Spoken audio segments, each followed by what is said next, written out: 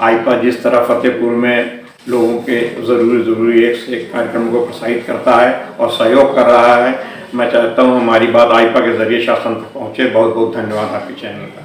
आज मुख्य मुद्दा हमारा पुरानी पेंशन, जिसको लेके सभी के अंदर नाराजगी है। कर्मचारी हित की बात की है, जो लोग कर्मचारी हितों की बात करेगा, कर्मचारी उसी दल को वोट करेगा। नमस्कार, मैं हूं मुमताज अहमद। आईपा यानी कि all India progressive politics association मंच है आपका। आज हम बात कर रहे हैं प्रगतिशील सोच की, प्रगतिशील विचारों की। हमारे साथ सरफराज हुसैन साहब जुड़े हुए हैं, जो कि उत्तर प्रदेश मिनिस्ट्रियल कलेक्ट्रेट कर्मचारी संघ के जिला अध्यक्ष हैं। सरफराज साहब, आपका आईपा में बहुत बहुत स्वागत। मैं चाहूंगा कि दो शब्द आईपा के लिए पहले आपके हों। बहुत बहुत धन्यवाद। आईपा जिस तरह फतेहपुर में लोगों के ज़रूरी एक से एक कार्यक्रम को प्रोत्साहित करता है और सहयोग कर रहा है, मैं चाहता हूं हमारी बात आईपा के जरिए शासन तक पहुंचे। बहुत बहुत धन्यवाद आपके चैनल का। जैसे कि आप उत्तर प्रदेश मिनिस्ट्रियल कलेक्ट्रेट कर्मचारी संघ के जिला अध्यक्ष हैं, तो कर्मचारियों के लिए अब तक आपके द्वारा क्या क्या मांगे हैं और क्या क्या किया गया? हमारी 24 सूत्री मांगे विगत 2 वर्षों से लंबित हैं। हम लोगों ने इसमें बहुत संघर्ष किया, जिला स्तर पर प्रदर्शन किए, लखनऊ में इको गार्डन ग्राउंड में प्रदर्शन किया कर्मचारियों की मांगों के लिए। तो 3-4 मांगे तो राजस्व परिषद ने संस्तुति करके शासन को परिचित कर दी, जिसमें मुख्य मांग हमारी, हम कलेक्ट्रेट कर्मचारी हैं, हमारी हर जगह ड्यूटी लगाई जाती है, चाहे वो इलेक्शन हो, चाहे बाढ़ हो, चाहे सूखा हो, चाहे कोरोना काल रहा हो, हर जगह कलेक्ट्रेट और राजस्व विभाग के कर्मचारियों ने जी तोड़ मेहनत करके दिन रात काम किया है। जब हम सबसे अलग हैं और सबसे ज़्यादा हम काम करते हैं, तो हमको सबसे अलग उच्चीकृत वेतन मिलना चाहिए। यही मांग हमारी थी, जिसको राजस्व परिषद और वित्त विभाग ने संस्तुति करके शासन को भेज दिया है, लेकिन सरकार ने आज तक उसको मंत्रिमंडल में पास नहीं किया है, जिससे कर्मचारियों में बहुत नाराजगी है। जैसा कि आपके साथ कई विभाग के कर्मचारी जुड़े हैं, तो उन विभागों के लिए, उन कर्मचारियों के लिए, क्योंकि अलग अलग विभाग के मुद्दे हैं, तो कैसे मुद्दे हैं और मुद्दों के लिए क्या आपके द्वारा प्रयास किए गए? अन्य मुख्य मुद्दा हमारा पुरानी पेंशन, जिसको लेके सभी के अंदर नाराजगी है।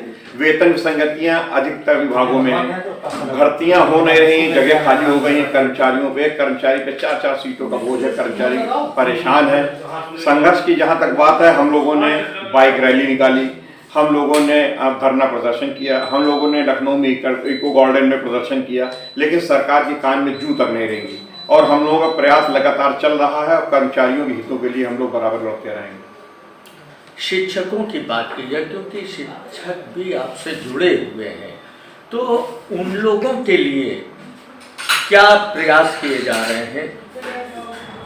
अभी जब राजस्व कर्मचारी एक महासंघ टाइप का हम लोगों ने बनाया था, उत्तर प्रदेश कर्मचारी शिक्षक अधिकारी मंच का गठन किया गया था, जिसमें पेंशन प्राप्त कर्मचारी थे। इन सबको मिलकर हम लोगों ने 3 आंदोलन किए, बहुत बड़े बड़े आंदोलन किए।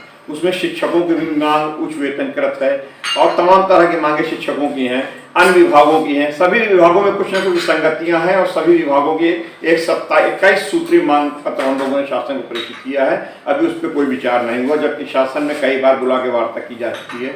अब इस समय चुनाव का दौर चल रहा है, तो वार्ता बंद है।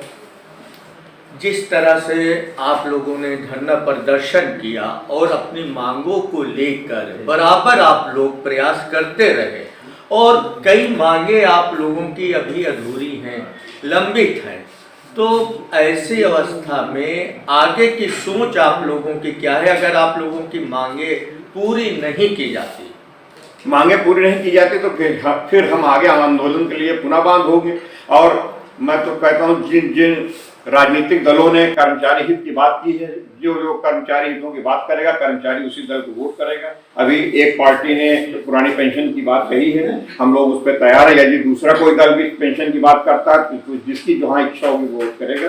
और कर्मचारियों के लिए हम लोग निरंतर संघर्ष करते रहेंगे। जैसा अभी आपने कहा कि जो हम लोगों की सहायता करेगा, हम लोगों की मांगे पूरी करने की बात करेगा, कोई भी पार्टी हो, तो कोई पार्टी अगर इनकी मांगों को पूरी करती है, तो क्या पूरा संगठन उस पार्टी की तरफ तो प्रयास तो यही होगा। पुरानी पेंशन तो बुढ़ापे का सहारा है। राजनीतिक दल तो 2, 4 साल 5 साल में बदल जाते हैं, लेकिन बुढ़ापे की लाठी तो पुरानी पेंशन ही है। तो जो पुरानी पेंशन की बात करेगा कर्मचारी उसी के साथ रहेगा, चाहे वो कोई भी राजनीतिक दल हो। आप यहाँ के निवासी हैं और चर्चा जब थोड़ी चुनाव की जाए तो आप भी वोट डालते हैं, कैसा जनप्रतिनिधि होना चाहिए आपके अनुभव के हिसाब से? जनप्रतिनिधि जो जनता का विकास करे, शहर की नाली है, सड़कें हैं, जो मेन परेशानी है नाली और सड़क। फतेहपुर में अतिक्रमण बहुत जगह है, काफी जगह अतिक्रमण तोड़ा गया है, बहुत जगह भी अतिक्रमण हटाया नहीं गया। यदि उसको साफ करा कर साफ सुथरा कर दिया जाए तो जिला और अच्छा होगा। जहाँ तक राजनीतिक प्रतिनिधियों का बात है तो हर प्रतिनिधि अपने हिसाब से कार्य करता है, और हम लोग तो बस यही चाहते हैं कि जो भी जीत के आए वो कर्मचारी और प्लस आम जनता का कार्य करे। ये था हमारे साथ सरफराज साहब जिनका कहना है कि कोई भी राजनीतिक दल हो जो हम लोगों की मांगों को पूरी करेगा, हम लोगों को सहूलियत देगा, हम और हमारा पूरा मंच उसके साथ है। अब ये आने वाला समय ही बताएगा कि कौन राजनीतिक पार्टी इनकी मांगों को कहां तक पूरा करती है। मुमताज अहमद, आईपा, फतेहपुर।